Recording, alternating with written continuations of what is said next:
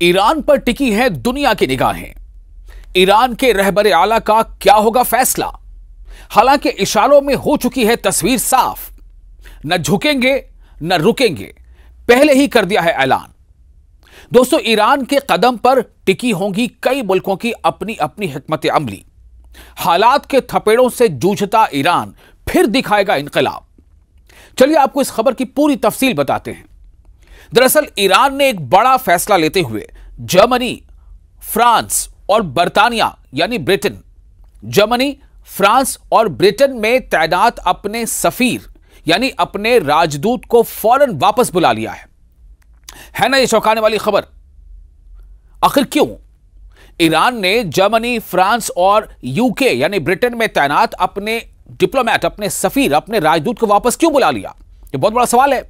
दरअसल ईरानी सरकारी टेलीविजन के मुताबिक तेहरान ने E3 की जानिब से पाबंदियों के निफाज के चंद घंटे कबल अपने पहले अमली इकदाम के तौर पर जर्मनी, फ्रांस और ब्रिटेन में अपने सफीरों को, अपने राजदूत को मुशावरत के लिए तलब कर लिया है। यह इकदाम उस एहतजाज के तौर पर किया गया है, या यूं कह लें कि उस रिटेलिएटरी एक्शन या उस रिस्पांस के तौर पर किया गया है कि इन ममालिक ने ट्रिगर मैकेनिज्म, जी हां, ट्रिगर मैकेनिज्म का अमल शुरू किया है। किन मुल्कों ने? इन्हीं मुल्कों ने, फ्रांस ने, ब्रिटेन ने और जर्मनी ने। तेहरान ने, यानी ईरान की राजधानी तेहरान है, तो तेहरान ने सह मुल्की यूरोपीय ग्रुप यानी 3 देशों का जो यूरोपीय ग्रुप है, तेहरान ने इन 3 देशों के यूरोपीय ग्रुप को, जिसे E3 के जरिए ट्रिगर मैकेनिज्म के फाल होने को गैर जिम्मेदाराना और जालिमाना फैसला करार दिया। जुमे को रूस और चीन की कोशिशें नाकाम होने के बाद, जी हां, रूस की भी और चीन की भी कोशिशें हुई कि कुछ हालात ऐसे बन जाएं कि ईरान के खिलाफ उठाए जाने वाले कदम को रोका जा सके। आपको मामला पता है कि दरअसल ईरान पर एक तरह का दबाव है IAEA को लेकर, यानी इंटरनेशनल एटॉमिक एनर्जी एजेंसी को लेकर के, यानी न्यूक्लियर प्रोग्राम जो ईरान के हैं उसकी छानबीन को लेकर के। तो इसको लेकर के जो ईरान पर एक दबाव है, आपको याद होगा इन्हीं मामलों पर अमेरिका ने अपने B-2 बॉम्बर से ईरान पर हमले किए थे और यह दावा किया था कि हमने ईरान के तमाम न्यूक्लियर प्रोग्राम्स को ध्वस्त कर दिया। हालांकि वो कितनी सच्चाई है कितनी नहीं आपको मालूम है, क्योंकि अगर वो उसमें पूरी सच्चाई होती तो फिर इसकी जरूरत ही नहीं पड़ती आगे। तो अब इस मामले को लेकर ईरान पर एक दबाव अभी है। जुमे को रूस और चीन की कोशिशें नाकाम हो गई। उन्होंने कोशिश की थी कि ईरान पर सैंक्शंस, किसी भी तरह के सैंक्शंस, किसी भी तरह की पाबंदी में कुछ कमी आए, लेकिन वो कोशिश नाकाम हो गई। क्यों? इसलिए कि ईरान ने ऐलान किया कि हम झुकने को तैयार नहीं हैं। ईरान का कहना है कि एक ऐसा कदम जो हम अपने लोगों के यानी इंसानियत की भलाई के लिए इस्तेमाल करना चाहते हैं, उसमें हम कदम पीछे क्यों हटाएं? तो रूस और चीन ने कोशिश की, लेकिन उसमें नाकामी के बाद ईरान पर पाबंदियां दोबारा आयद करने का रास्ता उस वक्त हमवार हो गया जब सलामती काउंसिल यानी यूनाइटेड नेशंस के 15 रुकनी इजलास में सिर्फ 4 ममालिक ने करारदाद के हक में वोट दिया। कोशिश की गई थी किसकी तरफ से? चीन और रूस की तरफ से।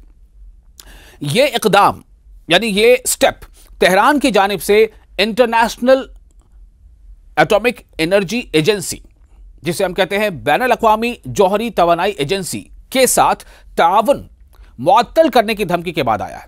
यानी ईरान के खिलाफ जो भी कुछ अभी E3 नेशन ने, जिसमें फ्रांस और बर्तानिया और जर्मनी का नाम शामिल है, उन्होंने कुछ पाबंदियों के लिए रास्ते अगर हमवार कर दिए हैं, यानी पाबंदियां लगाने की तरफ कदम बढ़ा रहे हैं। तो क्यों? इसलिए कि ईरान का कहना है कि हम IAEA के साथ पूरी तरह से कोऑर्डिनेशन नहीं कर सकते, क्योंकि माजी में यानी कि पास्ट में जो कुछ हुआ, तो ईरान का उस पर क्या कहना था कि दरअसल IAEA ने कहीं ना कहीं हमें धोखा दिया और हमने जो कुछ उन्हें खुले तौर पर सब कुछ दिखाया कि हम क्या कर रहे हैं, क्या नहीं कर रहे हैं, उसका कहीं ना कहीं मिस इंफॉर्मेशन, उसकी लीकेज इसराइल तक पहुंचाई गई या दूसरे मामले तक पहुंचाई गई और बाद में उसका ईरान को नुकसान उठाना पड़ा।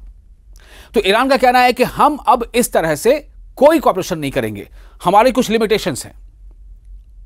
तो जिस तरह से तमाम ममालिक चाह रहे हैं, यानी IAEA के हवाले से, जो फ्रांस है या ब्रिटेन है या जर्मनी है या अमेरिका है, ये ममालिक जैसा ये मुल्क जैसा चाह रहे हैं, उस तरह से ईरान पूरी तौर पर समझौता करने या पूरी तौर पर सरेंडर करने को तैयार नहीं है। यानी कि ईरान ने अपना दम दिखाया है। तो अब क्या हुआ कि धमकी के बाद आया है, यानी कि ये जो मैंने आपको पहले बताया कि ये इकदाम तेहरान की जानिब से बैनुल-अक़वामी यानी इंटरनेशनल एटॉमिक एनर्जी एजेंसी के साथ ताउन मुअत्तल करने की धमकी के बाद आया है, जिसके साथ ईरान ने रवा महीने 9 सितंबर को IAEA के साथ 9 सितंबर को मिस्र के दारुल हुकूमत काहिरा में एक नया ताउन मुआहिदा भी किया था।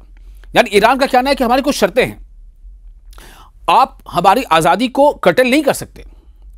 अगर दुनिया के कई ऐसे देश हैं जिनके पास न्यूक्लियर पावर है, तो अगर कोई और मुल्क चाहता है न्यूक्लियर पावर को अटेन करना, तो आप उसे कैसे रोक सकते हैं? क्या ऐसा वक्त आ गया है? क्या वो तमाम मुल्क जिनके पास पहले से न्यूक्लियर पावर है, क्या वो अपने उस न्यूक्लियर असलहे को तल्फ करने के लिए तैयार है? क्या वो तमाम देश जो न्यूक्लियर पावर से जो रखते हैं, क्या वो उसे नाकारा करने, उसे डिफ्यूज करने को तैयार है? अगर नहीं, तो फिर ईरान का ये कहना है, हालांकि ईरान के बार बार जो ईरान के रहबर आला है आयतुल्लाह अली ख़ामनेई, वो बार बार ये कहते रहे हैं कि हमारा मकसद ये न्यूक्लियर का जो है ये पुरअमन विकास के लिए है, डेवलपमेंट के लिए है, एनर्जी के लिए है, बिजली के शोबे के लिए है।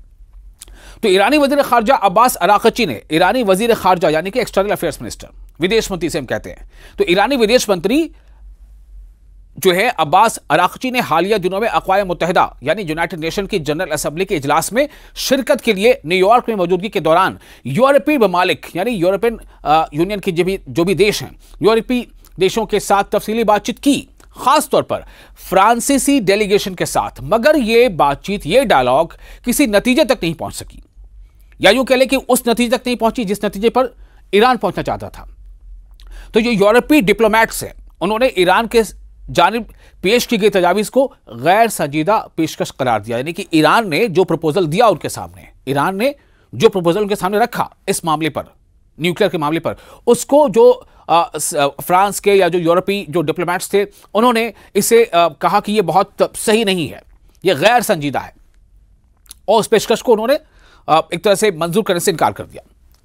तो अपने तई ईरानी सदर मसूद पेजेश्कियान, ईरान के जो सदर हैं उनका नाम है महमूद मसूद पेजेश्कियान, तो अपने तई ईरानी सदर पेजेश्कियान ने हाल ही में अक़वाम मुत्तहिदा की जनरल असेंबली यानी यूनाइटेड नेशंस की जनरल असेंबली के सेशन में शिरकत के लिए न्यूयॉर्क में मौजूदगी के दौरान ये माना, ये एतराफ़ किया कि यूरोपीय देश के साथ जो डायलॉग हुआ, जैसा हो सकता था या जैसी अपेक्षा थी, जैसी उम्मीद थी, उस तरह से वो मुशावरत, वो बातचीत नहीं हो पाई। तभी से इशारा मिल गया था। और हालांकि ईरान ने बार बार ये कहा भी है कि हमें जो हमारा अधिकार है उससे आप वंचित अगर करेंगे, हमारे हक से अगर आप हमें महरूम करेंगे, तो हम हर उस फैसले के लिए तैयार नहीं होंगे जैसा आप चाहेंगे। फिर आपको जो करना है कर ले, हम भी तैयार हैं। यानी कि एक बातचीत होती है ना, बातचीत में कई बार डेलीगेशन जो होता है तो उसमें बातचीत होती है, कुछ प्रेशर टैक्टिक्स भी होती है। बहरहाल आगे बताता हूं आपको। तो फ्रांस के जो सदर हैं इमैनुअल मैक्रों, उन्होंने कई रोज तक मुज़ाकरात करने के बाद ऐलान किया कि ईरान, जर्मनी, फ्रांस और ब्रिटेन पर मुश्तमिल यूरोपीय ट्रोइका यानी कि जो 3 लोगों की है यूरोपीय ट्रोइका की जायज शराइत पर अमल करके पाबंदियों के दोबारा निफाज से बच सकता है।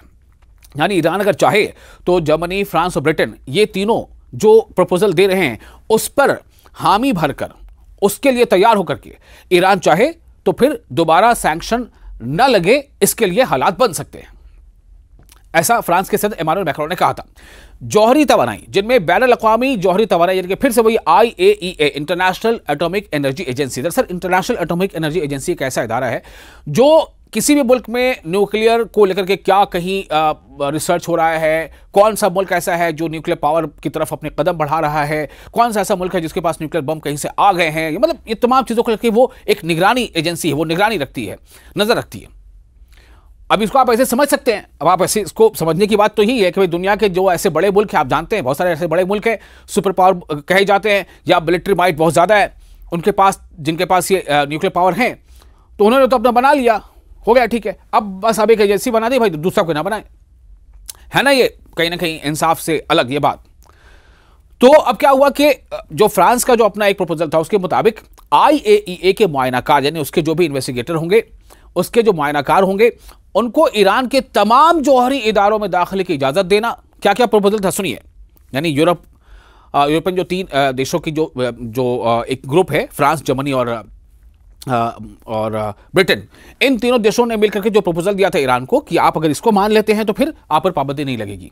तो वो क्या क्या था मान लेने के लिए, क्या था प्रपोजल? उसमें यह था कि आईएईए के जितने भी इन्वेस्टिगेटर होंगे, जो मुआयनाकार होंगे, जो उनके इंस्पेक्टर होंगे, उनको आप ईरान के तमाम जौहरी इदारों में दाखिले की इजाजत दे दीजिए। दूसरा, अफजूदा यूरेनियम यानी जो सैचुरेटेड यूरेनियम है, अफजूदा यूरेनियम के ज़खायर के हवाले से तशवीश का हल निकालना, यानी आपने कितना सैचुरेशन हो गया है, उसकी तादाद, उसका जो क्वांटिटी है या जो भी कह ले वो कितनी है, कहाँ कहाँ है, किन हाल में है, सब कुछ बता दीजिए आप। और अमेरिका के साथ बातचीत में हिस्सा लेना शामिल, यानी आपको जो आईएईए के इन्वेस्टिगेटर होंगे उनको आप पूरी खुली इजाजत दीजिए कि वो जहां चाहें आपके किसी भी इदारे में जा सकते हैं। पहले तो आप ये मान लीजिए, ईरान से कहा गया। दूसरा, आप ये मान लीजिए कि जो भी आपका यूरेनियम सैचुरेशन हो चुका है वो कितना है, कहां है, किस शक्ल में है, सारी जानकारी दे दीजिए। तीसरी, कि इस मामले पर अमेरिका से आप फिर से बातचीत कीजिए, अमेरिका से। ये तीनों पॉइंट अगर आप मान लेंगे, यानी कि फ्रांस, जर्मनी और ब्रिटेन का ये कहना था कि आप अगर ये तीनों बातें मान लेते हैं, यानी ईरान अगर ये तीनों बातों को मान लेता है तो ईरान पर कोई पाबंदी नहीं लगेगी। मगर ईरान ने अपने कौमी रहबर आला यानी सुप्रीम लीडर अली खामनाई की मौजूदगी में तस्दीक की, पुष्टि की कि वो दबाव के सामने नहीं झुकेगा, जो इस बात की तरफ इशारा है कि पाबंदियों के दौर में दाखिल होना अब करीब है। यानी अगर आप दबाव के सामने नहीं झुकते हैं तो फिर पाबंदियां चलने के लिए तैयार रहिए। तो ईरान का कहना है कि हम दबाव के सामने नहीं झुकेंगे, जो हक से खिलाफ बात है उसके लिए हम तैयार नहीं हैं। अगर हमें उसके लिए कुछ भुगतना पड़ेगा तो हम तैयार हैं। यानी कि हम क्यों झुक जाएं? जो हमारा हक है, जो किसी एक आजाद मुल्क का, आजाद देश का हक है तरक्की करने का, मिलिट्री पावर बनने का, न्यूक्लियर पावर बनने का, या फिर यह कि और भी चीज़ों में हमें तरक्की करने का हक है कि हम नासा तक, हम जो है खला तक पहुँचे, हम और डेवलप करें, हम हमारे साइंसदान बहुत आगे तक जाएं। तो इस हक से आप हमें कोई देश हमें कैसे रोक सकता है? और किसी भी देश को कोई कैसे रोक सकता है? शनिचर की शाम को ईरान पर अक़वाम मुत्तहिदा की पाबंदियां दोबारा नाफिज हो जाएंगी। मतलब आप समझ लीजिए कि आपसे बातचीत कर रहे हैं तो ऐसा मान के चलें कि वो अब हो ही गई हैं, क्योंकि अभी तक तो रिपोर्ट ये है कि ईरान ने झुकने से इनकार कर दिया। ईरान का कहना है कि ये इंसाफ नहीं है, और अगर ये इंसाफ नहीं है, इंसाफ पर ये बेस्ड नहीं, आधारित नहीं है, तो हम क्यों झुके? हम नहीं झुकेंगे। तो अब आप देखिए कि जो 2015 के जौहरी मुआहदे के तहत मुअत्तल की गई थी, 2015 में जो न्यूक्लियर को लेकर के जो एक पैक्ट हुआ था, जो डील हुई थी, उसके तहत वो पाबंदियां कुछ हद तक मुअत्तल कर दी गई थी, उसको सस्पेंड कर दिया गया था, लेकिन अब वो फिर से नाफिज हो जाएंगी अगर ईरान का रुख यही रहा। लेकिन ईरान ने साफ कर दिया है। अब आप अंदाजा कर लीजिए, मैंने पहले शुरू में आपसे क्या कहा कि अपने राजदूतों को इन मुल्कों से ईरान ने वापस बुला लिया है। इसका मतलब क्या है? क्या ईरान झुक गया या नहीं झुका? और आप क्या सोचते हैं, क्या ईरान को या किसी भी ऐसे देश को जिसके अधिकारों को जो है रोका जाए, जिनके अधिकारों को खत्म किया जाए, या जिनके अधिकारों को कहीं ना कहीं लिमिट किया जाए, क्या उसे झुकना चाहिए? आप इस बारे में क्या सोचते हैं? आपकी जो राय है वो हमें कमेंट बॉक्स में लिख के आप जरूर शेयर करें।